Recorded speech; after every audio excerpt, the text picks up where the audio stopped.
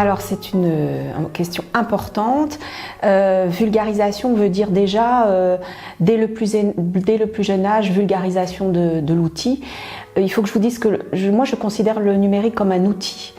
Et non pas comme l'alpha et l'oméga de ce qui peut révolutionner un pays ou une démocratie. Pour autant, dans la grande mutation qui est la nôtre aujourd'hui, l'usage du numérique, donc en tant qu'outil lié à des valeurs, et je tiens à les dire, la question de l'éthique, la question de la transparence, mais aussi forcément la protection des données, parce qu'aujourd'hui on voit une évolution extrêmement rapide de demandes d'avis, de recommandations. Je pense à la CNIL notamment,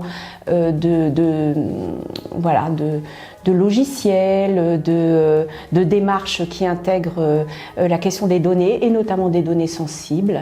Donc tout ça doit être encadré et doit être lié aux valeurs qui sont celles de la France et de l'Europe, même si vous savez qu'il va y avoir un règlement européen et que notre pays va devoir adapter, transposer la loi de 78 à ce règlement européen.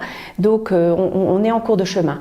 Donc la question de l'alphabétisation numérique de nos concitoyens, notamment des jeunes, mais aussi un programme très important dans la recherche.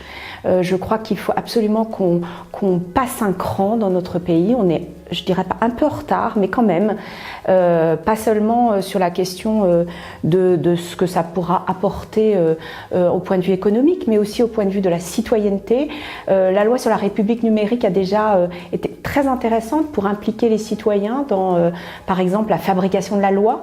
Je suis intimement persuadée qu'on doit encore aller plus loin et que si ce n'est qu'un outil, c'est en tout cas un levier extraordinaire pour à la fois booster une économie et je pense que là on doit vraiment investir, je vous disais, dans la recherche et développement, dans les PME, dans l'accompagnement des startups, enfin tous les développements qui à un moment se font jour actuellement dans le pays et qui doivent s'accélérer, mais aussi pour en faire un outil de citoyenneté, car la question des usages, la question de la collaboration, de la contribution et la façon dont on travaille est intimement liée à cet outil qui peut être en tout cas un formidable, je dirais, contributeur de démocratie, pour autant qu'on s'en serve bien et qu'on fasse toujours attention à ce que les objectifs poursuivis ne soient pas à un moment écartés par d'autres visions que, en tout cas, je ne partage pas. Et vous avez compris que celle des États-Unis aujourd'hui